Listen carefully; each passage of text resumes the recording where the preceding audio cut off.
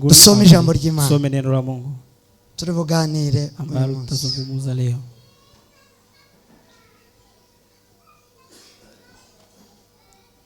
Abaefeso igice cya mbere. Waefeso sura ya kwanza 13 na 14. 13 14.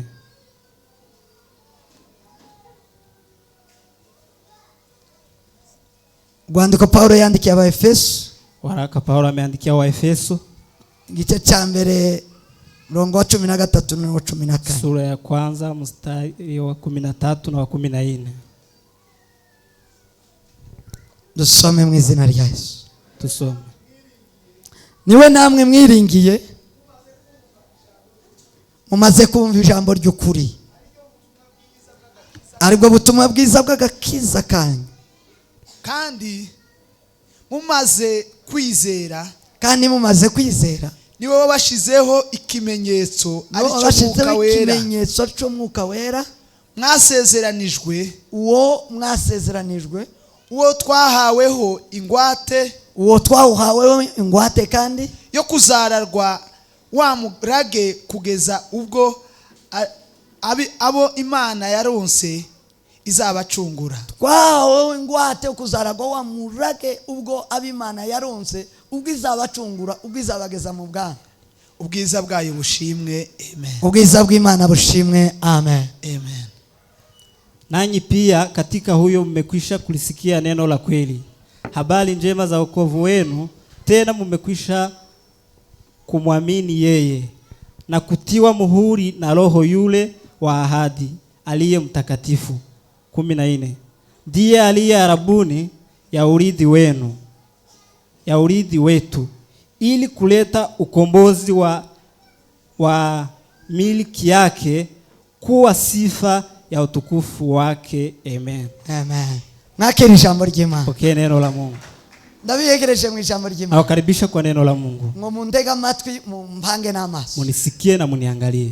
Amaso atuma wumva. Macho yanasababisha usikie ukiangalia.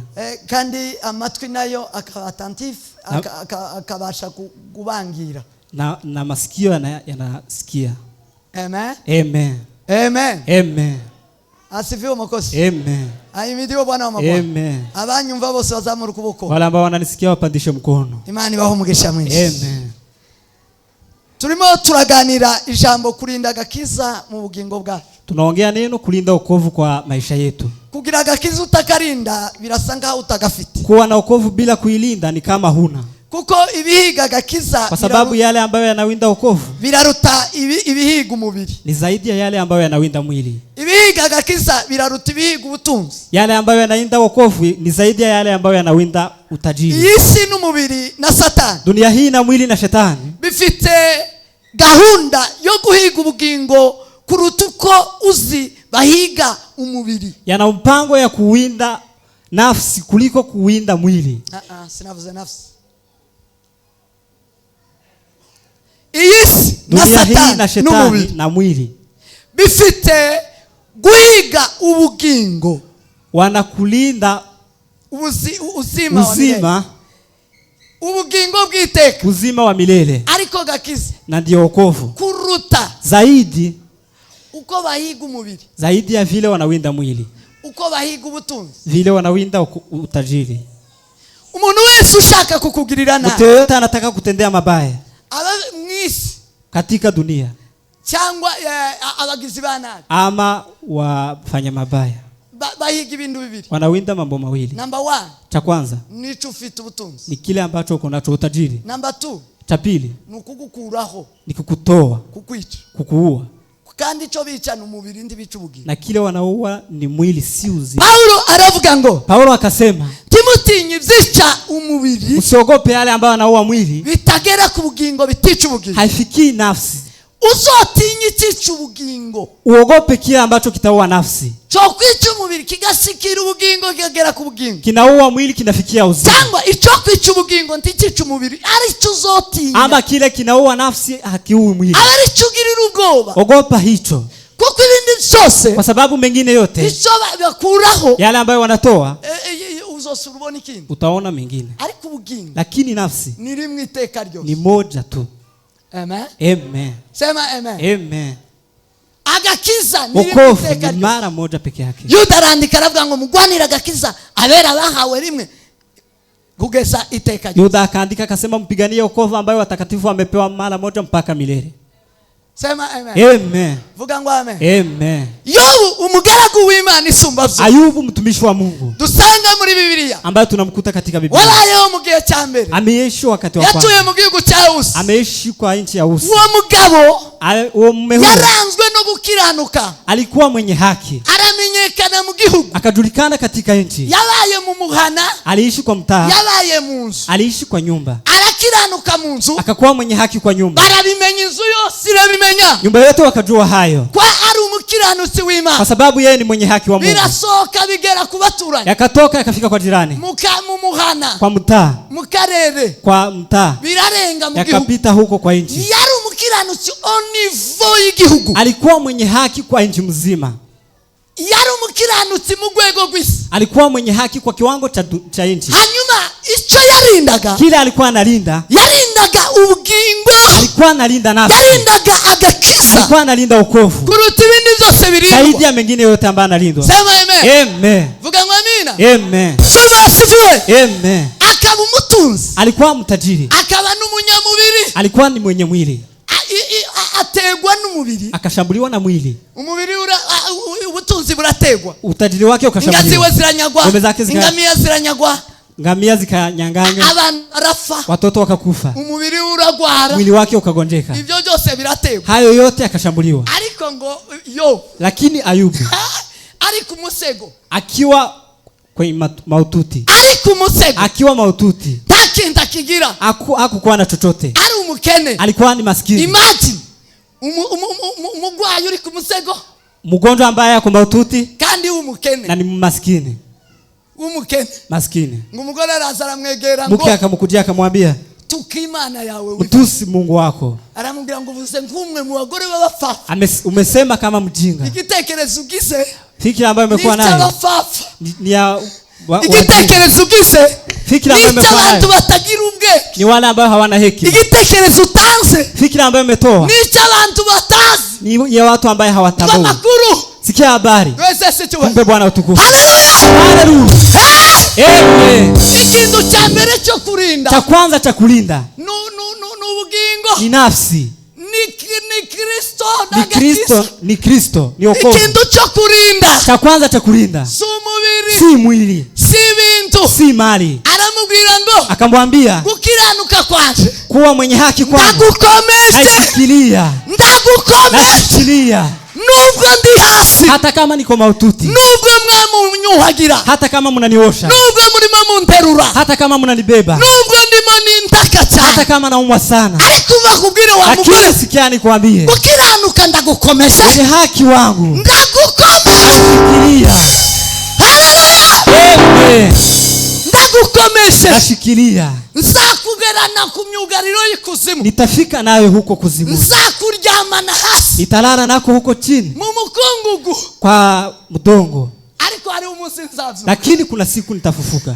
Nzavuka nuko gukiranuka. Nitafufuka na kuwa mwenye haki. Nzavuka na kugakiza. Nitafufuka na wokovu. Zirebera Imana yanjye. Tamuona Mungu wangu. Na maso yangu. Na macho yangu. Atarayu. Bila ya mwingine. Kumbe Bwana utukufu. Haleluya. Zareba Imana yanjye. Tamuona Mungu wangu. Zibonera Imana yanjye. Tamuona Mungu wangu. Cyo bituma nabwiye ngo Peter yavuze ubutumwa kare. Ndio maana nimemwambia Peter amenena injili mapema. Haleluya. Amen. Sema amen. Amen. Avuga hejuru y'amaso. Akisema kuhusu macho. Yesu daktari wangu. Yesu daktari wa maisha yangu. Ubuzima bwanjye. Wa maisha yangu. Ushoboye gukiza umutima wangu. Unaweza kuponya moyo wangu. Ushoboye gukiza ibitekerezo byangu. Unaweza kuponya nafsi yangu. Ushoboye n'amaso yangu. Na macho yangu. Aravuga ngo naomba. Kasema nimeomba. Niponye roho yangu. Sema amen. Amen. Sema amen. Amen. Vuga ngo amen. Amen. Ngiki cyo turimo tuvuga. Ni hicho ambacho tunanenea. Umwanditsi arandika Salomo. Mwandishi akaandika Salomo katika Midari. Aravuga ngo murinde umutima wawe. Akasema lindeni mioyo yenu. Kuruta ibindi byose birindwa. Zaidi ya mengine yote ambayo. Kwa sababu hapo ndipo mambo ya nafsi. Haleluya. Amen. Rinda umutima umutima wawe, linda moyo wako, rinda umutima wawe, linda moyo wako, rindike umutima wawe, linda moyo wako kuruta ijisho, zaidi ya jicho, kuruta utunzi zaidi faranga, ya utajiri pesa, kuruta umubiri, zaidi ya mwili, kuko ariho ivy'ubugingo. kwa sababu ya uzima natoka hapa. Ivy'ubugingo n'ahandi biba, Ya uzima hakuna mahali nta pengine, n'ahandi wobibika, hakuna mahali pengine unaweza nta weka. banke wobibikamo, Huwezi beka kwa banki, nta mufuka huwezi wobibikamo, weka kwa mfuko, nta nzu wobibikamo, huwezi weka kwa nyumba, bibikwa mu mutima. yanawekwa kwa moyo. Rinda umutima wawe Linda moyo wako kuruta ibindi byose zaidi bibi. ya mengine yote. Sema amen. Amen. Sema amen. Amen. Bituma Imana iduheza kuganira na Inasababisha Mungu atupe kuzungumza na Imana itwibutsa kurinda ubugingo bwa, Mungu anatukumbusha kulinda kurinda uzima, agakiza. kulinda nafsi. Sema Wokovu. amen. Amen. Vuga ngo amen. Amen. Turinda agakiza. Tulinde wokovu. Nabwiye ko Nimewambia ya kwamba Abanyisraeli wana wa Israeli bari barajanwe muri Egiputa. walikuwa wamebelekwa katika nchi ya Misri. Egiputa ni igihugu kitagiraga Imana, Misri hawakukuwa na Mungu, igihugu cy'ivyaha gusa. walikuwa na dhambi peke yake, Bari abantu bakora ibyaha, walikuwa wanatenda maovu, bagakoresha ivy'uburetwa, wakawafanyia mambo ya utumwa, kubera ko bari bafite amasezerano, kwa sababu walikuwa na ahadi, bari bisa. walikuwa wana Iyo umuntu yarinze yabaye umukristo, mtu akiwa Mkristo huwa anafanana na yeye mwenyewe, azayisa agira ishusho ye, hafanani na wengine, hakuna sura yake. Sema amen. Amen. Vuga ngo amen. Amen. Babashira mu buretwa, Wanawaweka katika utumwa, hanyuma Imana itekereza kubakiza, Mungu akafikiria kuwaponya, Imana itekereza kubaha agakiza, Mungu akafikiria kuwapa wokovu, Imana itekereza kubakura Mungu akafikiria kuwatoa muri Misiri. katika Misri. Imaze kubakurayo, Ilipowatoa huko, irababwira ngo ahasigaye muje kunkorera, kawaambia elendeni muwe kunitumikia, bantu bo kunkorera. muwe watu wa kunitumikia. Gukorera Imana Kumtumikia Mungu ni muri bimwe ni moja bihesha agakiza gushisha. yanayepea wokovu kunona. Nzobivugaho, nzabibabwira. Nitawaambia hayo. Kugaburira agakiza, Kulisha wokovu ni ugukorera Imana, ni kumtumikia Mungu. Sema amen. Amen. Sema amen. Amen. Iyo ukorera Imana, Ukimtumikia Mungu uzuvyibuha mu gakiza, huwa unanona katika wokovu, ugaburira agakiza, hivyo unalisha wokovu. agakiza wakagaburiye wakitayeho, Umelisha wokovu, umeijali. buryo ukorera Imana niko gumiza kwaguka mu gakiza. Vile unamtumikia Mungu ndivyo hivyo unaendelea kupanuka katika wokovu. Agakiza kagira imbaraga nyinshi, Wokovu ina nguvu mingi, umwuka ugira imbaraga nyinshi, Roho ana nguvu mingi, ukamaraho kamere, inamaliza utu, kamere gasonzi gashira. utu inaisha. Sema amen. Amen. Nigeze kuza ngenda mu nzira kabwira Imana, Nimewahi kutembea njiani nikamwambia Mungu, ambwira ngo ngiye kugukorera Imana, namwambia yeye Mungu nataka kutumikia, hanyuma kamere nyicisha inzara, alafu utu ikufe na njaa, nyicisha inzara maziza zinanirwa kunkoresha, ikufe na njaa, ishindwe kunitumia. tingiye kugukorera Imana, Nataka kutumikia yeye Mungu, ngiye kugaburira ubugingo, nataka kulisha wokovu, hanyuma kamere ili utu nyifungishe, niifunge, izigenda irandaranda, ibura imbaraga, ikose nguvu, ibura imbaraga muri ikose nguvu ndani mwangu, umwuka uvyibuhe, Roho apate kupanuka, amazi uzutera kamere umugeri, ili ushambulie utu. Sema amen. Amen. Dwese cyo. Tumpe Bwana utukufu. Haleluya. Haleluya. Icyo wagaburiye nico kiza kiganza kindi muri wowe. Kile ambacho umelisha hicho ndicho kinazibintu bibiri. Wewe ni uwanja wa vitu mbili. Wowe umutima wawe ni kibuga cy'ibintu bibiri. Roho wako ni uwanja wa vitu mbili. Kamere, utu n'umwuka na roho. Icyo wita ukakigaburira, kile ambacho unalisha na unaijali kizoganza kindi kitashinda kingine. Amen. Amen.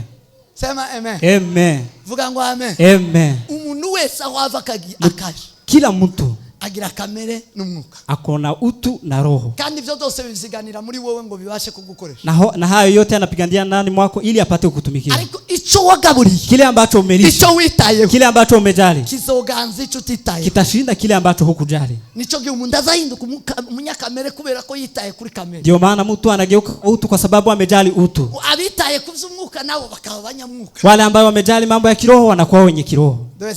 Tumpe Bwana utukufu. Asifiwe Yesu. Amen. Hanyuma Abanyisraeli, wana wa Israeli, Imana irababwira ngo mbakuye mbahaye agakiza. Mungu akawaambia nimewapa wokovu. Rero kugira ngo ako gakiza mukaguma, ili wokovu hiyo mbaki nayo, mugende mungorera, mwende kunitumikia. mugende mungorera, mwende kunitumikia. muhaguruke muje kungorera, simame mwende kunitumikia. mungorere ni mungore, munitumikie. Mkinitumikia, Biblia inavuga ngo nimwakorera Uwiteka. Biblia inasema mkimtumikia Mungu, Uwiteka azanezezwa nawe. Mungu atafurahishwa nanyi. Sema amen. Amen. Vuga ngo amen. Amen. Subira ngo amen. Amen. Gukorera Imana, kumtumikia Mungu, baragenda wakatembea. Biblia inavuga ngo bageze mu butayu, walipofika kwa jangwa, baribagirwa, wakasahau. bamaze kwambuka Yorodani, Walipovuka bamaze Yordani, kwambuka inyanja itukura, walipovuka bahari ya Shamu, baribagirwa, wakasahau. bamaze kwibagirwa, Waliposahau, tibarinda hawakulinda gakisa, hawakulinda wokovu. Satani arabinjira, Shetani akawashambulia, batangira ngo kuramya ibigirwamana, wakaanza kuabudu masanamu, bazana ibigirwamana, wakaleta barema masanamu, ibigirwamana. wakaunda masanamu. Iyo Mtu, hari uburyo umuntu asetinze, kuna vile mtu ameundwa, kandi iyo setting umuntu ndaza, iyo option umuntu ndaza yishiramo. mtu hajiweki ndani uundo huu. Telefone igira ama option menshi, Simu iko na option mingi. hari zimwe ushiramwe akabizindi zadazananye nayo, iyo unapimye kuyizimya izayanga, Kuna zingine unaweka na kuna zingine zimekuja nayo. sivyo? Abantu bakoresha telefone, Watu ambao wanatumia simu, hari mnaelewa. option zaremanywe na telefone, Kuna zile ambazo zimeundwa pamoja na simu. ugize ngo yikuremo, Ukitaka kutoa njibikunda izayanga, haiwezekani, keretse ugakuraho telefone, ama bali unatoa simu. hakabizindi umuntu agenda ashiramwo, Kuna zingine mtu uweka peke yake, iyo ukeneye ukayishiramo, ile ambayo unataka unaweka, ikajamo inaingia mu muntu. Nawe ndani ya mwanadamu. hari iby'Imana yamuremanye, Kuna yale Mungu amemuumba pamoja naye, uko ameze kose, vile alivyo, avuka, alipozaliwa, abaho, alipoishi. hari icyo Imana yamuremanye. Kuna kile Mungu Mu amemuumba muntu katika harimo mwanadamu. kuramya no guhimbaza. Kuna kuabudu na kusifu.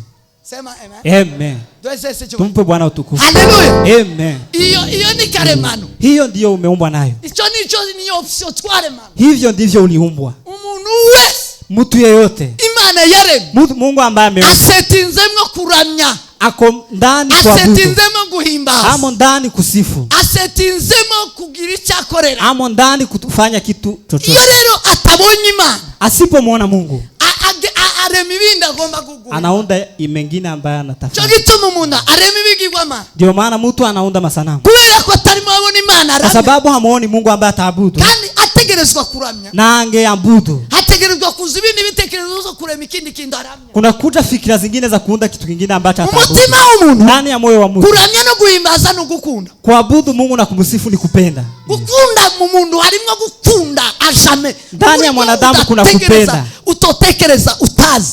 vile ambavyo huwezi fikiria. Imana yaremanye umuntu gukunda. Mungu ameumba mwanadamu ndani ya iyo umuntu urukundo rwiwe abuze icyo agomba kuruha. kupenda kwako. Usipokuwa na kitu ambacho utapea, rurahiga icyo rugomba gukunda, huwa inawinda kile ambacho itapenda. Amen. Amen. Sema amen. Amen. Tupe Bwana utukufu. Haleluya. Amen. Haleluya. Amen. Icyo ukunda rero, Kile ambacho unapenda, igituma Imana yaremye umuntu cyo, kwa sababu Mungu amemuumba mwanadamu, uko yari iriho. ni kwa sababu ilikuwa inaishi. Imana yaratwiremeye, niko nabigisha. Mungu alituumba kwa ajili yake. Imana yaratwiremeye ngo tuyikunde. Mungu alituumba kwa ajili yake, tuyikundisha umutima, tumupende na mioyo yetu, tuyikundisha ubugingo, nafsi zetu, tuyikundisha imbaraga, nguvu zetu, tuyikundisha ubwenge, hekima zetu. Tumpe Bwana utukufu. Amen. Tukunde Imana, tumpende Mungu, tuyikundisha ubugingo bwose, tumpende na nafsi zetu, tuyikundisha umutima wose, na roho zetu, tuyikundisha ubwenge bwose, hekima zetu, tuyikundisha imbaraga zose, nguvu zetu. nguko kuramya no guhimba. Hivyo ndivyo kuabudu na kusifu. Asifiwe Mwokozi. Amen. Ahimidiwe Bwana. Amen. Iyo rero utabona Imana, Kama humuoni Mungu, zanga bikunda ukuremwe, vile umeumbwa, umutima urakubwira kugomba kugira icyo ushaka, moyo wako unakuambia uwe na kile ambacho utatafuta, ugomba kugira icyo ukunda, uwe na kile ambacho utapenda, ugomba kugira icyo uhimbaraga, uwe na kile ambacho utapea nguvu ugomba zako, kugira icyo uha ubwenge bwawe, uwe na kile ambacho utapea hekima ugomba yako, kugira icyo uha ubugingo bwawe, uwe na kile ambacho utapea nafsi yako. Sema amen. Amen. Vuga ngo amen. Amen. Banyamahoro iri ati babanyumva pi, Kina nyama horo hawanisikii. abantu b'inyuma tibarimo banyumva.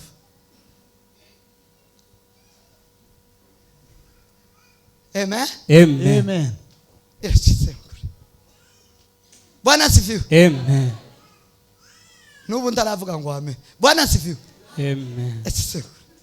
Genda umufashe uriya mwana, Ndamsaidie mtoto huyu. none uramureka reke kumva ijambo ry'Imana, Tamwacha asikie neno la Mungu. Asifiwe Mwokozi. Amen. Iyo udafite icuha urukundo, Kama huna kile ambacho utapea upendo,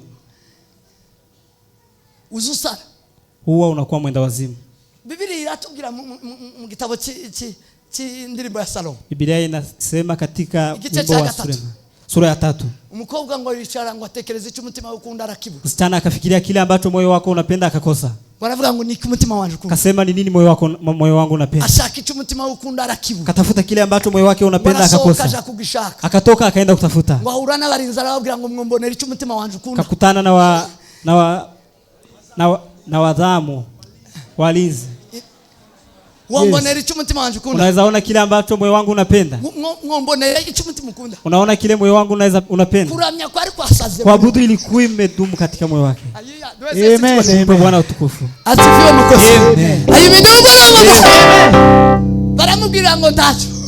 Kamwambia hakuna. Ngo atamuka barinzi agera hanze mudugudu. Akapita hapo akafika nje. Ngo agereyo ngo ahura n'icyo umutima ukunda. Alipofita akakutana na kile moyo wake unapenda. Waragifata aragigohobe. Akakishukulia akakumbatia. Ngo aragikomeza. Akakishikilia. Ngo aragitahana. Akaenda nacho nyumbani. Akigera na mu cyumba cyo muza. Akafika kwa chumba chake.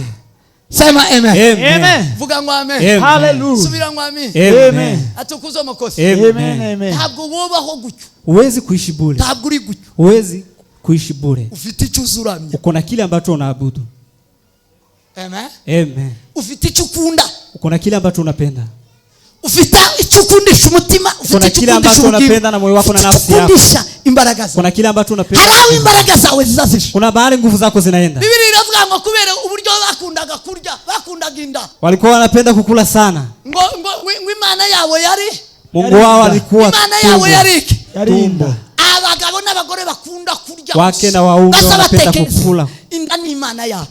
Tumbo ni Mungu. Kugeza indira cyari Imana y'abagabo bamwe n'abagore bamwe. Tumbo ni Mungu wa waume wamoja na wake. Kugeza none inda Imana yabo ninde? Paka leo Mungu wao ni bakundinda mu buryo umugore se yamahwera agahwera bazanye umupanga agashushigwa ngo haje muramu wiwe muri umuna w'umugabo ati kumekuja shemeki yake ngo agashushigwa agaturutumba agakubita abana kabama anachapa watoto anawamaliza abana watoto wake. Imana ye ninda, Mungu wake ni tumbo. Imana ye ni Mungu wake ni tumbo. Tuweze sisi Tumbe Bwana. Amen.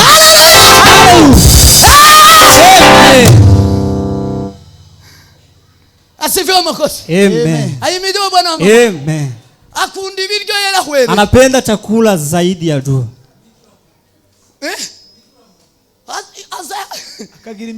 Akagira imitura. Anakasirika. Ukazubona gusakara amazuka yarakaye yewe. Naamuka akiwa amekasirika. Uvuye mu bitotsi urakaye. Ametoka kwa usakari mundi munzu yiwe. Amefikiria kwamba kuna mtu mwingine ndani ya nyumba yake. Nyirabukwe ngo agezemo. Ati mama mkwe wake amefika. Nyoko. Yewe, akaza kubwira ngo nyoko. Anakuambia mama yako. Ningo kugusubiza mu nda ye. Aho wamaruka bahose. Alafu unaishi. Kibaye gahasubiye mu nda ya nyoko. Ukirudi kwa tumbo ya mama yako uishi. Yagira ngo akubwire nyoko, akaza kubwira ngo nyoko. Anakuambia mama yako. Ningo kugusubiza mu nda ya nyina. Ni kama kukurudisha katika tumbo ya mama yako. Kugusubiza mu nda ya nyina. Akikurudisha katika tumbo ya mama yako. Azababaye. Yeye atakuwa wapi? Ese mwo babagore. Je, ndabajije mwo babagore? Utakuwa wake? Abagabo banyu basuye mu nda za banyina mwo babagore. Waume zake wakirejea katika matumbo za mama zao. Je, mtakuwa wake? Imana yabo ninda. Mungu wao ni tumbo.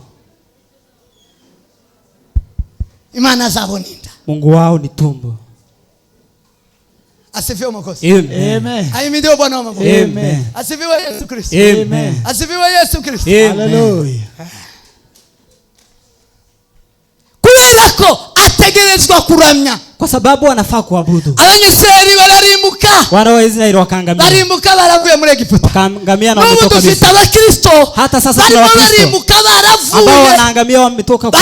Bavuye mu nzoga. Wametoka katika pombe. Kibaki mu nzoga nukuri. Kwa sasa hawakunywi pombe. Nukuri hariho abagabo batakimwe nzoga. Kuna waume ambao hawakunywi pombe. Habe niyo yo kwicara mu kabari. Hata kama akae katika baa hawezi kunywa pombe. Ariko lakini tumpe Bwana utukufu. Tumpe Bwana utukufu. Hallelujah. Amen. Hallelujah. Amen. Hallelujah. Amen. Ariko yakunzinda. Lakini amependa tumbo.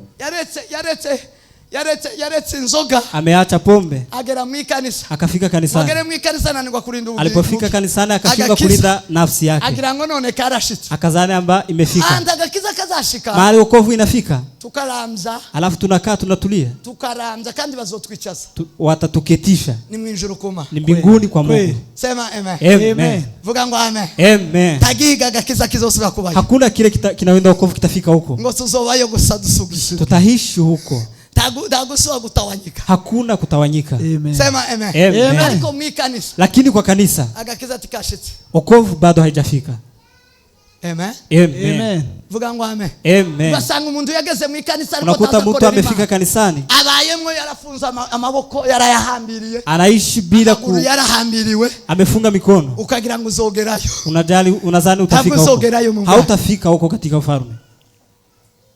Wakize Farao, wakize inzoga, wakize ubusambanyi, ukuri dufite abagore n'abagabo batosambana, tuko na wake na waume ambao hawawezi fanya usherati. Ndabihamya mbagasi imbere y'Imana, mimi najua hayo, batagisambana, ambao hawafanyi usherati, tibashobora, hawawezi, kama tibashobora barahari, hawawezi, wako, ariko kandi lakini batarinda ubugingo, lakini hawalindi nafsi, ni batarinda ubugingo bari hano, hawalindi wokovu, tibashobora kuzinjira mu bwami bwo mwijuru, kuingia katika ufalme wa Mungu, na bado hawaishi, hawadanganyi, hawafanyi usherati.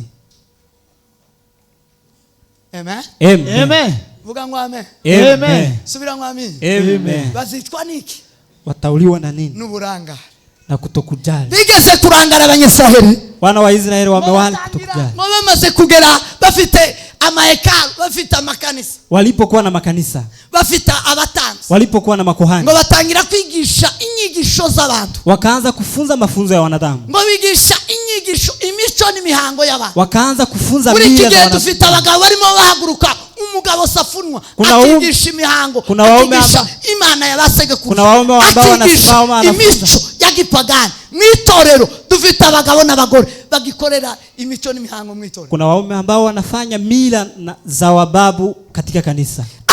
Hao bazofa baravuye mu busambanyi n'ubwizi, hao watakufa na wametoka katika uzini na kuiba, abo bazorimbuka, hao wataangamia, kandi bararetse uburozi na wameacha uchawi.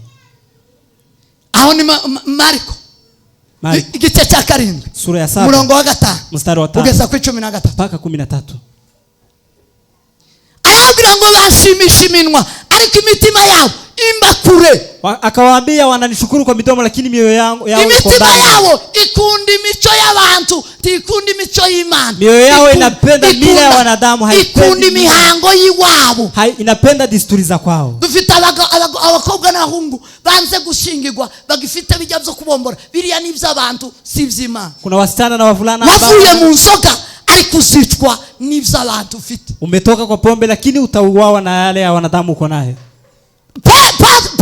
Petro ari kumwe na Yesu, akiwa pamoja na Yesu, barimo bagendana, wakitembea na Yesu arababwira ngo, Yesu akawaambia wakati umefika, hanyuma ncungura abantu, alafu ni uko wako, mwanadamu atakufa, azababazwa, atateswa, hanyuma afe, azagira iminsi 3, tamaliza siku 3 katika kaburi. Maze Petro aterura ijambo arakaye, akasema akiwa amekasirika, aravuga ngo biragatsindwa, akasema hayo yalaaniwe, kuko Yesu Kristo wofa, kwa sababu Yesu Kristo ukufa. Yesu aravuga ngo mvinyuma Satani, akasema toka nyuma yangu Shetani, vinyuma Satani, toka nyuma yangu Shetani, vinyuma Satani, toka nyuma yangu. Aramubwira ngo ibitekerezo ufite ni by'abantu, fikira uko nazo ni za wanadamu, uri Satani, wewe ni Shetani. Satani yugize ibitekerezo by'abantu, uri Satani. Ukiwa na fikira za wanadamu wewe ni Shetani. Amen. Amen. Vuga ngo amen. Amen. Dufite abakristo bari mu kuba mu kanisa, tuko na wakristo ambao wanatoka kanisa ngo kugira gusa ngo bafomore, wakitaka kufanya wakitaka kufanya reception hapa hapa, kugira ngo bazokore gusa reception, ili wafanye tu hiyo reception. Ndababwiza ukuri ku Imana isumba byose. Nawaambia ukweli wa Mungu, nutarinda gakiza, kama hulindi wokovu, ntabwo uzohuruka mu bwami, hautafika katika ufalme wa mbinguni. Iyo ni mihango, iyo ni mico y'abantu, hizo ni desturi za wanadamu. Tabusambanyi, hakuna kuzini, taburozi, hakuna uchawi. Woba waracitse uburozi, unaweza kuwa umeacha uchawi, unaweza kuwa umeacha uzini, ariko kubera ko waranga, lakini kwa sababu hukujali. Biblia Imana ibwira Yeremia. Mungu akamwambia Yeremia. Yamubwira ngo ukuri bigawa mu bishimbo. Akamwambia ondoa mabaya katika yale anashukuru. Udakuri bigawa mu bishimbo. Usipoondoa tushobora guhinduka kanwa k'Imana. Huwezi geuka kinywa cha Mungu. Niba mudahindutse kanwa k'Imana. Kama ugeuki kinywa cha Mungu. Muri kanwa ka. Nyinyi ni kinywa cha nani? Muzoja. Mutaenda wapi? Muzogera kwa. Mutafika wapi? Amen. Amen. Amen. Amen. Subira ngo amen. Amen. Abafarisayo bose. Wafarisayo wote. Bose bari baravuye mu byaha. Wote walikuwa wametoka kwa dhambi. Bakazabitwaza ibitabo. Walikuwa wanabeba vitabu. vitabu. Pastori bitwaza ibitabo. Kwa pastors ambao wanabeba vitabu. Abaswe. Lakini hao ni watumwa. Abaswe n'imico n'imihango yiwabo. Wakitumwa na desturi za kwao. Imana Yesu Kristo yaje kudukura mu buntu. Yesu Kristo amekuja kutuondoa katika utu. Umuntu kugira ngo tube ubumana. Ili tubadilike kwa umungu. Yaje kuduhindura abana b'Imana. Imana ire umuntu. Yamuremye ishusho yayo, imico yayo. Yamuremye kugira ngo ase nayo. Mungu amemuumba ili afanane na yeye, aongee kama yeye, atumike kama yeye. Umugambi w'Imana kurema umuntu. Iwe mpango wa Mungu kwa nani? Ariko turanga tugasubira mu. Lakini sisi tunakataa na tunarudi. Imana ibwira Yoshua. Mungu akamwambia Joshua. Akamwambia ngo Yoshua urashaje. Akamwambia Joshua wewe ni mzee. Ariko hari itangazo ugomba guheza Abanyisraeli. Lakini kuna tangazo ambalo utapea wana wa Israeli. Kandi ribarimbuye ribamaze. Ambayo limewaangamiza. Watangariza ubabwire ngo. Watangazia ya kwamba iki gihe umuntu agomba gutoranya Imana agomba gukorera. Mtu achague Mungu ambaye kubera harimo Imana nyinshi cyane. Kwa sababu kuna Mungu mingi ndani mwenu. Niki yavuze ngo hariho Imana nyinshi cyane. Kwa nini amesema kuna Mungu mingi? Ni mico nyinshi yari irimo. Mila ilikuwa ndani mwao. Dukeneye kugira umuco umwe gusa. Tunahitaji kuwa na mila moja. Umuco dukomora kuri Kristo. Mila ambayo tunatoa kwa Kristo mwana. Umuco dukomora ku Mana. Mila ambayo tunaondoa kwa Mungu. Haleluya. Lakini nishimana. Hakuna kile ambacho tunafurahia. Sinishimana kuba umunyamurenge gusa. Sifurahishi na kuwa mnyamurenge peke yake. Sinishimana kuba umunyafrika gusa. Sifurahishi na kuwa mwafrika peke yake. Sinishimana kuba umugabo gusa. Sifurahishi na kuwa mume peke yake. Sinishimana kuba umuntu gusa. Sifurahishi na kuwa mtu peke yake. Ngomba kwishimana kuko ndi umwana w'Imana. Nafurahia ya kwamba mimi ni mwana wa Mungu. Abanyisraeli bari barakijijwe. Wana wa Israeli walikuwa wameokoka. Bakazabibwirana. Walikuwa wanaongea. Bakazabibwirana. Walikuwa wanajiambiana. Kujitambulisha. Bakazabibwirana. Walikuwa wanajitambulisha. Akavuga ngo nje ndi Umweburayo wubaha Imana. Anasema mimi ni Mhebrania ambaye Amen. Jawe. Mimi ndi Umweburayo. Mimi ni Mhebrania wubaha Imana. ambaye anamheshimu Mungu. Hivyo ndivyo walikuwa wanajitambulisha. Wakina Yona walikuwa wanajitambulisha hivyo. Katika wakienda huko Tarshish. Aravuga ngo se wowe urumuke. Wakamuuliza wewe ni nani? Wewe ni nini? Aravuga ngo ndi Umweburayo wubaha Imana. Akasema mimi ni Mhebrania ambaye anamheshimu Mungu. Wewe ni nani? Murabaki. Nyinyi ni wanani? Muri abanyamurenge gusa. Nyinyi ni wanyamurenge peke yake. Abanyamurenge gusa. Wanyamurenge peke yake. Uri muto. Wewe ni mdogo. Muri abanyafrika gusa. Nyinyi ni Waafrika peke yake. Abanyafrika gusa. Waafrika peke yake. Point final. Peke yake. Point final. Peke yake. Uri muto. Wewe ni mdogo. Uri umuntu gusa. Wewe ni mtu peke yake. Uri umuntu gusa. Wewe ni mwanadamu peke yake. Uri umugore gusa. Wewe ni mke peke yake. Ibitenge. Wa vitenge. Uri umugabo w'ipataro. Wewe ni kijana tu atrozi. Na ndevu. Gusa. Peke yake. Gusa. Peke yake. Ugashiraho point final. Peke yake. Uri muto. Wewe ni mdogo. Ndio sasa sio. Kumbe Bwana utukufu.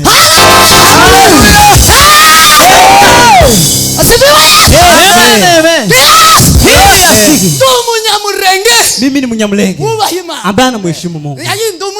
Mimi ni Mwafrika ambaye anamheshimu Mungu. Mimi ni mume ambaye anamheshimu Mungu. Ni hivyo kutujitambulisha.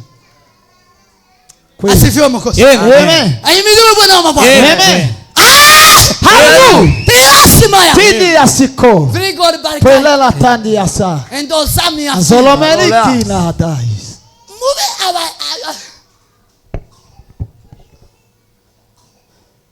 Amen. Amen. Biblia iratubwira. Biblia inasema kugira ngo tubashe kurinda agakiza. Ili tulinde wokovu. Iravuga ngo turindisha agakiza umwuka. Tulinde wokovu. Bwira mugenzi wangu rindisha agakiza umwuka. Ambia ndugu yako rindisha agakiza umwuka w'Imana. Linda wokovu na roho. Rindisha agakiza umwuka w'Imana. Linda wokovu na roho. Rindisha agakiza umwuka w'Imana. Linda wokovu na roho wa Mungu. Mwuka wera w'Imana. Roho wa Mungu. Umwuka uva ku Mana. Roho ambaye anatoka kwa Mungu. Imumeka iva ku Mana. Hebu sikia kile kinatoka kwa Mungu. Imumeka iva ku Mana. Pumzi ambayo inatoka kwa Mungu. Ni umurinzi wo kuturindira ubugingo. Ni mlinzi ambaye analinda wokovu. kuturindira agakiza. Ambaye analinda wokovu. Sema amen. Amen.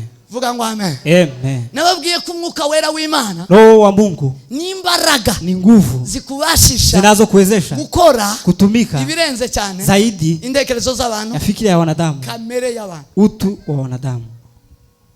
amen. Amen. Umwuka wera w'Imana, Roho wa Mungu ni imbaraga, ni nguvu zizazitwicazanya n'Imana ambazo zinatuketisha pamoja na Mungu tukiri mu mubiri, tukiwa kwa mwili, turi mwisi, tukiwa duniani. Biblia ni kwivuga, Biblia inasema hivi, aravuga ngo iyo ndi mu mwuka, akasema nikiwa kwa roho ngo ndi bandi mu ijuru pe, niko mbinguni kabisa, mbandi mu ijuru gose, niko mbinguni. haleluya. Amen. Muba abanyamwuka mu izina, Muwe wa kiroho katika, abanyamwuka mu izina rya Yesu. muwe wa kiroho katika. Naratangaye, Nimeshangaa abazaja mu ijuru, wale ambao wataingia mbinguni bariyo, wako huko. bwira mugenzi wangu abazajayo bariyo, Ambia ndugu yako wale ataenda huko wako huko, abazajayo bariyo, wala wako mbinguni, batuyeyo, wanaishi huko muri Kenya, na wako Kenya, batuyeyo bari mwiki, wako huko na wako mwiki. kubera iki? Kwa nini? Kubera umwuka wera Kwa w'Imana. sababu ya roho wa Mungu.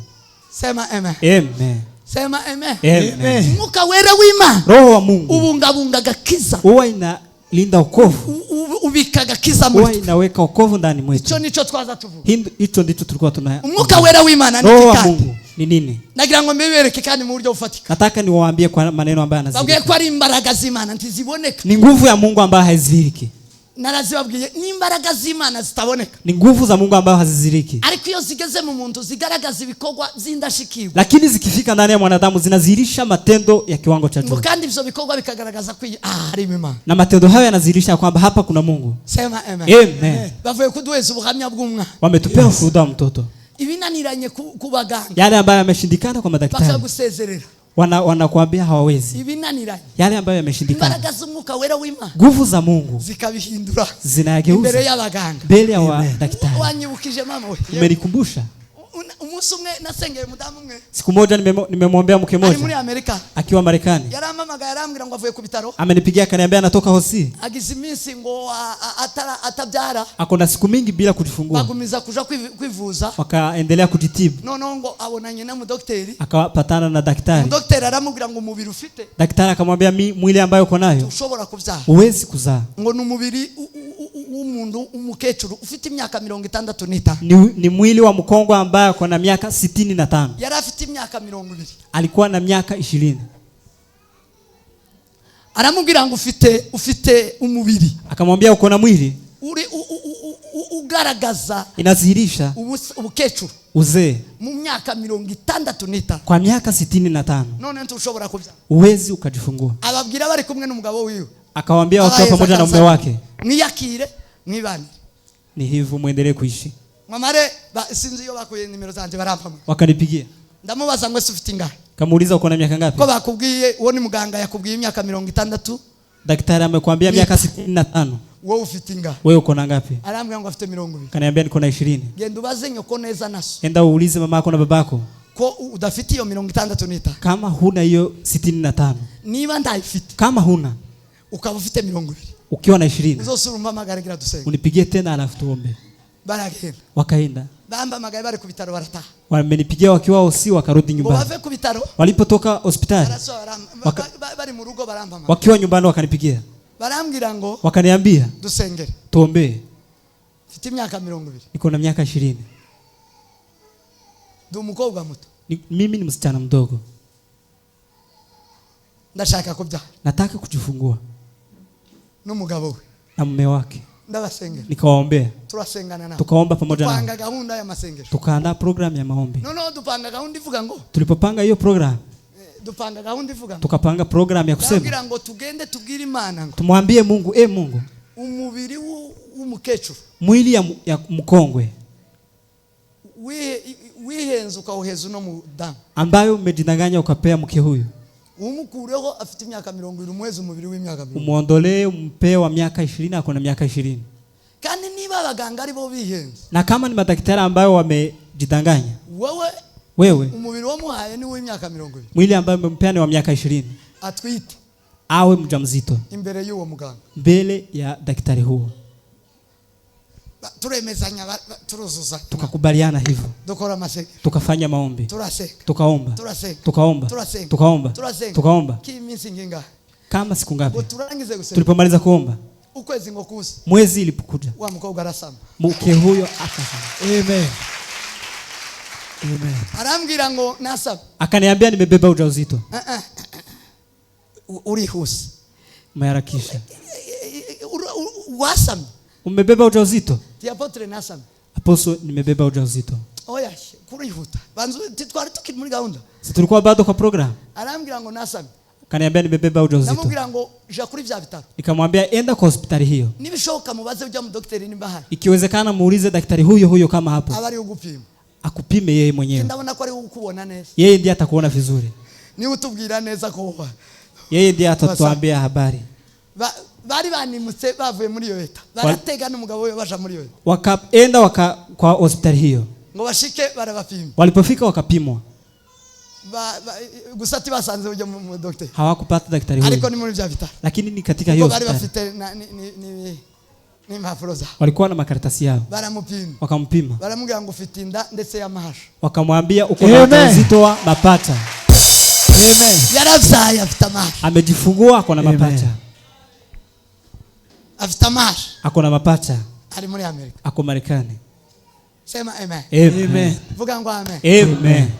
Imbaraga zima. Nguvu za Mungu. Zigera mu muntu. Zinazoingia katika mwanadamu. Zikagaragaza. Zinazihirika. Ibirenze cyane. Zaidi. Indekerezo zaba. Ya fikira ya wanadamu. Imigambi yaba. Mpango ya wanadamu. Uko umuntu ari. Vile mtu alivyo. Sema amen. Amen. Kamere tukairenga. Utu tunaizidi. Uone umwuka w'Imana. Hiyo ndio roho wa Mungu. Ikindi kandi. Kingine. Umwuka wera w'Imana. Roho mtakatifu wa Mungu. Ni Biblia jambo la Biblia neno la Mungu. Biblia. Ni umwuka wera w'Imana. Ni roho wa Mungu. Yohana. Ibice bitandatu. Sura 6. 63. 63. Biblia iravuga ngo. Biblia inasema. Yesu abwira abigishwa. Yesu akaambia mitume. Ayabwira ngo aya magambo mbabwira. Akamwambia maneno haya ambayo nimwambia. Hayo ndio anatoa uzima. Kandi ubugi. Na hii uzima. Aya magambo. Maneno haya. Ni umwuka wa. Ndio roho wa Mungu. Ni umwuka w'Imana. Ndio roho wa Mungu. Sema amen. Amen. Umwuka w'Imana. Roho wa Mungu. Umwuka wera. Roho mtakatifu. Umwuka wa Kristo. Roho wa Kristo. Ni jambo rye. Ni neno lake. Nimwakire Biblia. Mpokee Biblia. Ibi burinzi. Barindira ubugingo. Barindira agakiza. Biblia. Ni umwuka wera wera. Ni roho wa Mungu. Sema amen. Amen. Sema amen. Amen. Vuga ngo amen. Amen. Subira ngo amen. Amen. Gusenga. Kuomba. Ni umwuka w'Imana. Ni roho wa Mungu. Gusenga. Kuomba. Si gikorwa cy'abanyabwenge. Si tendo la wanahekima. Hapana. La. Si ni gikorwa cy'abasu. Si tendo la wajinga. La. Si gikorwa cy'abantu. Si tendo la wanadamu. Gusenga. Kuomba. Ni gikorwa cy'Imana. Ni tendo la Mungu. Iyo Biblia yagura gusenga. Biblia ikipanua kuomba. Twebwe tuyigiramwe agace gusa. Sisi tuna sehemu kidogo. Gusenga twebwe tuvyita gusaba. Kuomba sisi tunaita kuomba. Iyo dufite icyo dukeneye ku Mana. Tukiwa na kile ambacho tunahitaji kwa Mungu. Nono nico cyo twita gusenga. Hiyo ndio tunaita kuomba. Ariko gusenga. Lakini kuomba ni ubuzima bwose. Ni maisha yote. Uhimana. Unapea Mungu. Ni ubuzima bwo kuramya. Ni maisha ya kuabudu. Iyo ubasha kwihimana. Ukijipeana kwa Mungu. Ukavuga ngo mpagurutse kubw'Imana. Nasimama kwa ajili ya Mungu. Ngiye kubw'Imana. Natembea kwa ajili ya Mungu. Nicaye kubw'Imana. Naketi kwa ajili ya Mungu. Nagiriye iminsi 3 kubw'Imana. Nitakaa siku 3 kwa ajili ya Mungu. Nico cyitwa gusenga. Hiyo ndio kuomba. Ariko gusaba ibyo kurya cyangwa gusaba abana. Kuomba watoto ama kuomba chakula. Kuriya ni ugusara. Hivyo ni kuomba. Kuriya ni ugusaba. Hivyo ni kuomba. Na gace kamwe mu gusenga. Ni sehemu ndogo ya kuomba. Sema amen. Amen. Cyo gituma Yesu yabwiye wa mugore Samariyakazi. Ndio maana Yesu ameambia mke huyo. Igice cha 4. Sura ya 4. Yohana. Umurongo ndayo wa 24. Mstari wa 24. Aramubwira ngo. Kamwambia. Bigiye kirasohoye. Wakati umefika. Kwa abasenga. Wale wataomba. Basenga Imana. Wamuomba Mungu. Basenga data. Wamuomba Baba. Basengera mukuri no mu mwuka. Wamuombe kwa kweli na kwa roho. Sema amen. Amen. Iyo dusenga. Tukiomba. Tugiye mu buryo bw'Imana. Tukitembea katika umungu. Iyo dukijijwe. Tukiokoka. Hanyuma tukaramya Imana. Alafu tunaabudu Mungu. Tunaomba Mungu. Tuba turi mu mwuka. Hivyo tuko kwa roho. Sema amen. Amen. Kuko Imana ni umwuka. Kwa sababu Mungu ni roho. N'abayisenga bose. Na wale ambao wanamuomba. Bakwiye kwisengera mu kunafaa kumuomba kwa kweli na kwa roho. Ninga. Sunday. Tubabwira icyambe. Nimewaambia cha mwisho. Umwuka wera w'Imana. Roho mtakatifu wa Mungu. Azakoresha kubwo kuturinda. Ambaye anafanya ili atulinde.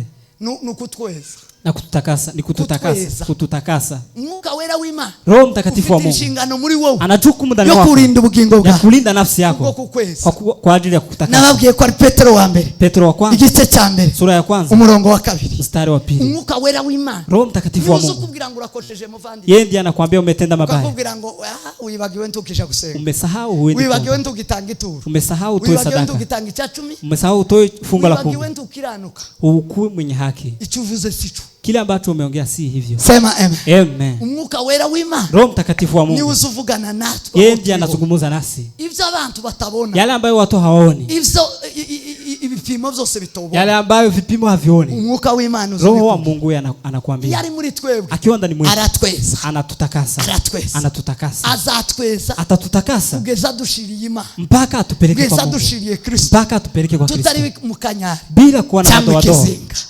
Icyakabiri, tapili, Umwuka wera w'Imana, Roho wa Mungu udufitiye kuduha ubugingo n'amahoro, atatupa uzima na amani, kugira ngo umukristo, ili mkristo atuze muri Kristo, aishi vizuri ndani ya Kristo, kugira ngo umutima utuze, ili moyo wake utulie, ubane n'Imana, uishi pamoja na Mungu. kindi cyo tumutuze, Hakuna kingine kitasababisha utulie. Kucanira n'ukutabizi, isi iraducanira, dunia hii huwa inatusumbua, bacanira amateke kama vile kanda ya kera iwacu, iwacu bakaza bateka amateke bagahoma n'amasi, kwetu walikuwa wakipika amaze bagacanira, amateke yari yaragowe, wanaweka kwa moto sana, wanawekelea moto mingi, agashakaro akavaho igishishwa, anaiva mpaka anatoka ngozi, ugasanga iteke ndawarishishuye gitandukanyije n'igishishwa, inatokana nibo bimenya ngozi yenyewe. mu mibunda, watu ambao hawajaishi kwa abanyamwoba barabizi, hawezi jua hao. Abanyamzura murabizi? Yes.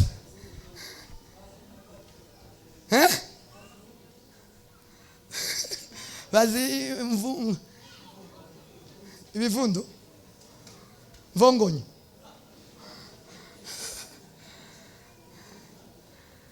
sema amen. Amen. Ngore uburyo twaducanirwa, ungeona vile ambao tunawekelewa moto, ubukene buzabugucanira umutima ugashiguka, maskini inakusumbua mpaka roho inashtuka, gufusha kuza kugucanira umutima ugashiguka, kufiwa huwa inatusumbua mpaka roho inashtuka. Nicho kitu muri mukuona abantu bagwaye trauma, ndio maana watu wamegonjeka ugonjwa huu, wamegonjeka pressure, hari ikintu kimucaniriye, kuna kitu ambacho kinawasumbua sana, wamechomwa, bazabenyegeza mu gitondo, wamechomwa asubuhi na barenyegeje akaroka buri bitotsi bugaca, wanachomwa hata wanakosa usingizi. Ariko lakini mureke mbabwire, je, niwaambie ikiturindira ubugingo, kile ambacho kinalinda nafsi, mutereko, moyo inarudi kwa mutima ukaja munda, moyo inaketi kwa tumbo, tunaishi pamoja na Mungu, n'umwuka wewe, ni Roho Mtakatifu. Nakiri umwuka wewe, pokea Roho Mtakatifu, nakiri umwuka wewe, pokea Roho Mtakatifu. Iyo ufite umwuka wewe, ukiwa na Roho Mtakatifu, iyo uzuye umwuka wewe, Roho Mtakatifu wa Mungu, mutima uzutuza, moyo huwa inatulia, mutima wanje tuza, moyo wangu tulia, ubane n'Imana, uishi pamoja na Mungu, mutima wanje tuza, moyo wangu tulia, ubane n'Imana, uishi pamoja na Mungu, mutima uzutuza, moyo huwa inatulia, ukabana n'Imana, uishi pamoja na Mungu. Iyo uri mu mwuka wera w'Imana, ukiwa ndani Roho wa Mungu, tabukene bwo ushigura, hakuna umaskini na ndwara yo bushigura, hakuna ugonjwa inaweza toa, na butunzi bwo hakuna ushigura, utajiri inaweza toa, n'ubutunzi buri mu gushidura aba, hata utajiri wewe. Umugore yagera muri Amerika, mke akifika Marekani, abagore bari muri Amerika, wake wako Marekani, n'abagabo bari muri Amerika, na wao wako Marekani, akabate igipasi umugore cyangwa agatera umugabo igipasi, anapiga mke ama anapiga mume, ngo genda mu wawe, enda kwako, nawe akaguma muwe, na yeye anabaki kwake. Ibitangaza bikaba, maajabu yanakuwa. Abandi bakabwira abandi ngo yabonye undi mugabo, wengine wanaambia wengine ati nimepata mume mwingine. Hari umukobwa wabwiye umunyamurenge wabwiye umugabo we ngo yabonye undi mugabo, yewe kuna mke ameambia mume ati nimepata mume mwingine, isezerano riravuga ngo umepata mwingine na bado sijakufa. Agano linasemaje? Uzobohoka ariko umugabo wawe yapfuye, tafunguliwa mume wako akiwa amekufa. Ubu nyine kubera kutagira umwuka wera w'Imana, lakini kwa sasa kwa kuwa watu hawana Roho Mtakatifu wa Mungu, abagore bari mu kubohoka, abagabo bakigenda, wake wao wanafunguliwa na abagabo bakikaza imodoka, waume bado wakiendesha gari, ugakaza imodoka, unaendesha gari, yamara umugore akavuga ngo yabonye undi mugabo, alafu mke anakuambia nimepata mume mwingine, yapatanye, nimepata mume mwingine. Najua shida, ikibazo nda mwuka wera w'Imana, shida hakuna Roho wa Mungu. N'abagore mwe mwakira umwuka wera w'Imana, pokea Roho Mtakatifu, mwakira umwuka wera w'Imana, mwakira umwuka wera w'Imana. Amen. Ubarindira agakisa, awalindie uko, ubarindira ubugingo, alinde nafsi. Asifiwe Mwokozi. Amen. Ahimidiwe Bwana wa mabwana. Amen. Ahimidiwe Bwana wa mabwana. Amen. Nyuma ndi bukomerezeho mukanya cha mwisho ambacho nitaendelea jioni. Mwanya wanje ryo ko mwamusanga barambi. Murahari? Muko. Muri hano? Muko huko. nabonye baza bandikaga bazinza ibitabo navuga ngo none umwanya wake. Kwa nimeona wale ambao wanaandika wamekunja vitabu. Cyangwa niriya nayo. Mwese isahani imwe. Yote sahani moja. Sawa. Icya gatatu. Cha tatu. Umwuka wera w'Imana azakora muri twe. Roho wa Mungu ambaye anafanya ndani mwetu. Kwa kuturindira ubugingo. Kwa kulinda nafsi. Sema amen. Amen. Vuga ngo amen. Amen. Subira ngo amen. Amen. Nukutwigisha. Ni kutufunza. Kutuyobora. Kutuongoza. Umwuka wera w'Imana. Roho wa Mungu afite inshingano yo kurobora intambwe zawe. Akona jukumu ya kuongoza. Biblia inavuga ngo Biblia inasema muri Zaburi. Katika Zaburi. Inavuga ngo ijambo ry'Imana. Nasema neno la Mungu. Ngo nitabaza rimurikira ibirenge byawe. Ni taa ambalo linamulika njia zetu. Ni tabaza rimurikira ibirenge byawe. Ni taa ambazo linamulikia nyayo zetu. Ngo bitagenda mu mwijima. Ili tusitembee kwa giza. Ili kware. Ijambo ry'Imana. Neno la Mungu. Ni umucyo kumurikira. Ni nuru ambayo inakuangazia. Kugira ngo gutandukanyiriza icyaha. Ili akutenganishie dhambi. N'igisa naco. Na kile kinafanana na dhambi. Gutandukanyiriza ivy'abantu. Atofautisha ya wanadamu. Gutandukanyiriza n'ivy'Imana. Atofautisha pamoja na ya Mungu. Sema amen. Amen. Vuga ngo amen. Amen. Ijambo ry'Imana. Neno la Mungu. Niryo rizariduhesha guhitamwo. Hilo ndilo linatupa kuchagua vizuri. Umwuka wera w'Imana. Roho wa Mungu. Usuguhitiramwo ubugingo. Anakuchagulia. Yesu Biblia iravuga ngo. Biblia inasema ngo Imana ishira imbere Mungu akaweka mbele ya mwanadamu inzira zibiri. Njia mbili. Iy'urupfu ya kifo n'iy'ubugingo. Na ya uzima. Imushiramwo kandi akaweka inzira yo kurimuka. Njia ya kuangamia. Niyo kubaho iteka. Na kuishi milele. Umunezero. Furaha. Iravuga ngo isi n'ijuru. Ikasema dunia na mbingu. Mu gutegeka kwa kabiri. Katika Kumbukumbu la Torati. Ngiza abagabo bibi. Nivyo ngiza abagabo bibi. Hayo ndio nimefanya waume wa Hawa. Ngize mashahidi hawa. Nivyo ngiza abagabo bibi. Hayo ndio nimefanya mashahidi. Yuko gushiza imbere inzira. Kwa sababu nimekuweka njia mbili. Ya uzima na ya kifo. Ariko nganje Imana. Lakini mimi Mungu nimekuchagulia uzima. Haleluya. Iyo dufite umwuka wera w'Imana na Roho Mtakatifu wa Mungu. Tuba dufite inzira zibiri n'ukuri. Tuko na njia mbili. Hari inzira zibiri ziri imbere yacu. Njia mbili ziko mbele yetu. Ariko kubera umwuka wera w'Imana. Lakini kwa sababu ya Roho Mtakatifu wa Mungu. Aza gucamura. Anakuchagulia. Akakubwira ngo. Anakuambia. Uchamuri iyi niyo. Pita kwa hii ndio ya uzima. Wewe Imana itubu. Mpe Bwana utukufu. Haleluya. Uchamura na watera haleluya. Te nyuma y'abandi. Akagucamura. Anakuongoza. Akakubwira ngo icyaha. Anakuambia pita hapa. Cyahano. Pita hapa. Hii niyo nzira y'ubugingo. Hii ndio njia ya uzima. Umwuka wera w'Imana. Roho Mtakatifu wa Mungu. Afitu ubasha. Akona uwezo ya kutuongoza. Kutuongoza. Kundamwe magamba. Napenda maneno mawili. Ijambo rya mbere. Cha kwanza. Ngo azatwigisha. Anatufunza. Imana ndiyo kuyobora itakwigisha. Mungu hawezi kuongoza bila. Umwuka wera w'Imana ni mwalimu. Roho Mtakatifu wa Mungu ni mwalimu. Ijambo ry'Imana ni mwalimu. Neno la Mungu ni mwalimu. Niko Paulo yanditse. Paulo ameandika hivyo. Timotheo. Aravuga ngo ivyanditswe vyera 3:15. Akasema maandiko matakatifu. Ivyanditswe vyera byose. Maandiko matakatifu. Bifite umumaro wo kwigisha. Na jukumu la kufunza. Wo kwigisha umuntu. Kufunza mtu. Kumutunganya. Akue mwenye haki. Ngo akagera ku rugero rukwiye agakora imirimo myiza yose. Anakuwa mtu ambaye anastahili anafanya kazi nzuri zote. Umwuka wera w'Imana. Roho Mtakatifu wa Mungu. Anatuongoza akitufunza. Bila mgenzi wangu arakwigisha. Ambia ndugu yako anakufunza. Dufite abantu batazabiga bavuye mu ishuri. Kuna watu ambao hawasomi. Dufite abantu baba mu ikanisa batakitsiga. Kuna watu ambao wako kwa kanisa na bado wanaishi bila kufunzwa. Nimwakira umwuka wera w'Imana. Pokea Roho Mtakatifu. Azakwigisha nubwo utakiwa mu ishuri ryawe. Hata kama hukui kwa shule. Nubwo uri umukecuru. Hata kama wewe ni mkongwe. Nubwo uri umusaza. Hata kama wewe ni mzee. Umwuka wera w'Imana. Roho Mtakatifu wa Mungu aratuyobora twigisha. Anatuongoza akitufunza. Sema amen. Amen. Wazatwigisha byose. Atatufunza mambo yote. Yohana 14. Yohana 14. Umurongo wa 10:26. Mstari wa 10 na 26. Wazatwigisha byose. Atatufunza mambo yote. Azatwibutsa ibya Kristo. Atatukumbusha mambo ya Kristo. Umwuka wera w'Imana ni uzawigisha gusa somo rimwe. Roho Mtakatifu wa Mungu yeye ndiye anafunza somo moja la Yesu Kristo. Azayigisha Kristo. Yeye ndiye anafunza Kristo. Azakubwira Kristo. Yeye ndiye anatuambia Kristo. Kuko ni we nzira n'ukuri n'ubugingo. Kwa sababu ni njia ya ukweli. Hakuna yule ataenda kwa Baba bila kumbeba. Mtazavuga ivye. Hata ongea mambo yake. Umwuka wera atazavuga ivye. Roho Mtakatifu aongee mambo yake. Azavuga ibya Kristo. Naongea mambo ya Kristo. Sema amen. Amen. Sema amen. Amen. Icyakabiri kiba mu kuyobora. Cha pili. Iyo umwuka wera w'Imana ari ukuyobora. Roho Mtakatifu akikuongoza. Ngo azakubwira umwana w'Imana. Anakufanya mwana wa Mungu. Ngo abayoborwa n'umwuka wera w'Imana. Wala ambao wanaongozwa na Roho Mtakatifu wa Mungu. N'abana b'Imana. Hao ndio wana wa Mungu. Doze sicyo bahi. Mpe Bwana utukufu. Haleluya. Haleluya. Abantu basana ba nyina cyangwa bagasana basi. Wala ambao wanafanana na mama zao ama baba zao.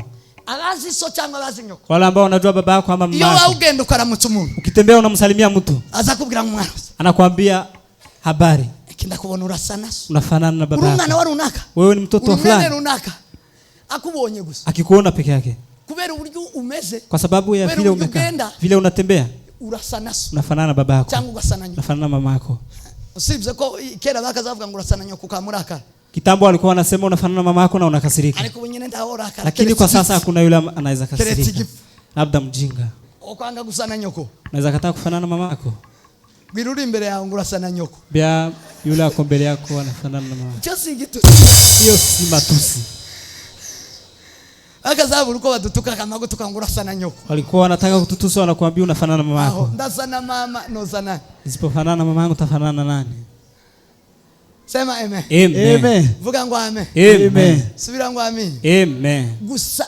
Gusanima. Kufanana na Mungu. Iyo tuyobogwa n'umwuka wera. Tukiongozwa na Roho Mtakatifu. Azaduheza ishusho yo gusanima. Anatupa sura ya kufanana na Mungu. Kubonye wese akavuga ngo urasa. Yule ambaye anakuona na kuambia unafanana na Mungu. Wewe ni mwana wa Mungu. Kubera kuyobogwa n'umwuka. Kwa sababu ya kuongozwa na Roho Mtakatifu. Ichaka. Cha pili. Cha gatatu. Cha tatu. Chaka. Cha nne. Ichaka. Cha nne. Umwuka wera w'Imana. Roho Mtakatifu wa Mungu. Turindira ubugingo. Analinda uzima. Kubwo kuduheza imbuto z'umwuka. Kwa ajili ya kutupea tunda za Roho. Imbuto zayo. Tunda za Roho. Imbuto z'umwuka. Tunda za Roho. Sema amen. Amen. Kandangiriza ni somo rini. Cha nimalizie hapa. Ahanga nzo ndasubiramo nimugoroba. Taendelea jioni. Sinzi ko nzo harangiza. Cyumweru kiza sinzosengera hano. Wiki ijayo sitashiriki hapa. Imbuto. Tunda. Imbuto. Tunda. Umwuka wera w'Imana. Roho Mtakatifu wa Mungu. Iyageze mu muntu. Kifika ndani ya mwanadamu. Akora ibintu bibiri. Afanya mambo mawili. Kubwo kukurinda. Kwa ajili ya kulinda. Biranakurikirana. Ico ni cyaka ni cya gatanu. Cha nne na cha tano.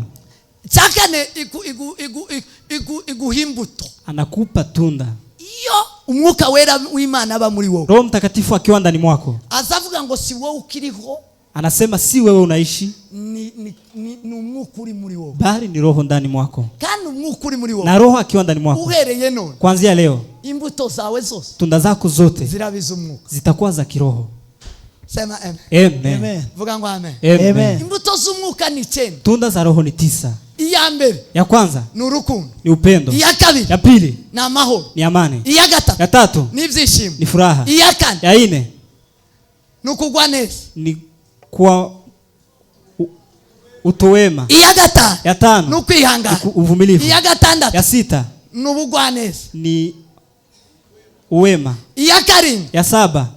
Ni ugukiranuka. Ni kuwa mwenye haki. Iya umunani. Ya nane. Ni ingeso nziza. Ni icyenda. Ya tisa. Ni ukwirinda. Ni kujilinda. Ivyo zose. Hayo yote. Iyo umwuka wera w'Imana. Roho Mtakatifu wa Mungu. Imana iyo umwuka waje muri wowe kukurindira ubugingo. Kama Roho ako ndani mwako kulinda. Zose zazera muri wowe. Yote huwa ana. None ubwo si ubuzima bw'umuntu. Hiyo ni uzima. Araho umuntu wasigaye. Kuna mahali mwanadamu. Aragasigaye. Kuna kile kimebaki.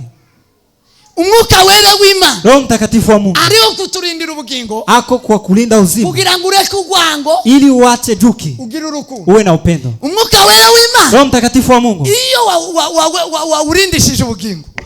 Amuweza kwishima. Anakupa furaha. Kuva mu kwa mbere. Kuanzia mwezi wa kwanza. Kugeza mu wundi wa mbere. Mpaka mwezi mwingine ya kwanza. Paulo yandikira Abafilipi. Paulo akaandikia Wafilipi. Arababwira ngo mwishime iteka. Akawaambia mfurahi milele. Kandi nongeye kubabwira ngo. Na nimewaambia mara tena. Ngwineza yanyu. Wema wangu. Imenywe n'abandi bose. Ujue na watu. Nta muntu wokora neza atishima. Hakuna mtu anaweza tena vema bila kufurahi. Ineza y'umuntu igaragara mu gihe. Wema wa mtu inazidika mtu akifurahi. Iyo utishimye nta neza yawe isoboneka. Wema wako huwezi kuzidi. Abantu bazabona ineza yawe. Hakuna watu wataona wema wako. Dufite abantu beza kwisura. Kuna watu wazuri kwa sura. Ariko kubera ko batagira ibyishimo. Lakini kwa sababu hawana furaha. Neza yabo izibona. Hakuna wema wao inazidika. Dufite abantu batuye mu isi. Kuna watu ambao wanaishi kwa dunia. Ariko batarabona ineza yao. Lakini bado hawajaona wema. Kubera ko batagira ibyishimo. Kwa sababu hawana furaha. Sema amen. Amen. Doze sichuwa. Tumbe Bwana utukufu. Haleluya. Haleluya.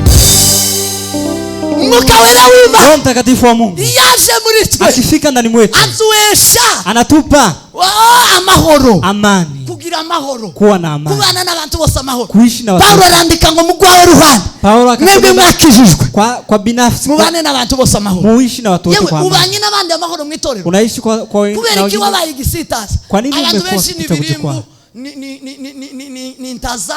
Watu wengi ni vitu za kufanya watu wajikwae kwao. Ni birimbu ni ntaza ni ibicu bikakaye, ni shida mbele za wengine. Donc tachiza kiza kimuboneka hakuna mema ambaye anazirika kwako kwa sababu hauna amani. Ahubwo uzugira ngo umuvugishe, ukitaka kumuongelesha akabara guteranyije na runaka, anakuzozanisha na mwingine. Nguzino no amakuru, unajua habari? Ngona imbere kwa kuganira na pastor, nilikuwa nimeongea na pastor. Nguzukunda kwanga, unajua vile anakuchukia, nguzukunda za kuvuga, unajua vile anakuongelea. leo uzirunaka, unajua fulani yaza kuvuga, alikuwa anakuongea.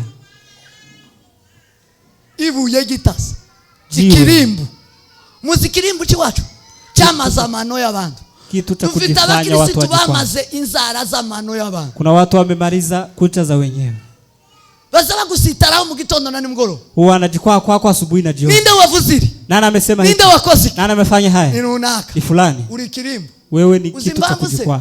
Unajua tamuka w'Imana ukuri, hauna roho ya Mungu. Kuko mwuka w'Imana, kwa sababu roho ya Mungu akiwa ndani mwako uwa mahoro, unakuwa na amani. Ukiwa na amani, ugesha umuntu wese unapeana amani. Nakira mahoro, pokea amani. Nakira umwuka wera wa mtakatifu wa Mungu. Akubere imbuto wewe, awe tunda. Neri imbuto z'umwuka wera, muzae tunda za Roho. Neri imbuto z'abakijijwe, muzae tunda za watu wameokoka, tunda za wale wameokoka. Turaza kubireba ni mugoroba, tutaongea haya. Imani ibahe umugisha, Imani ibagire neza. Nakire kurinda agakiza, pokea kurinda agakiza, kurinda neza agakiza, linda ukozi. Muve hasi soso, mwinuke tukana. Linda neza icho, linda neza icho wawe, hatagira kwa muringarire yawe. Linda neza icho wawe, linda neza icho wawe, haleluya. Hatagira kwa muringarire yawe, linda neza icho wawe, linda neza icho wawe, linda neza icho wawe, hatagira kwa muringarire yawe, linda neza icho wawe, linda neza icho wawe, linda neza icho wawe, hatagira kwa muringarire yawe, linda neza icho wawe. Ndagira ngo utekereze umunota umwe. Nataka ufikirie dakika moja.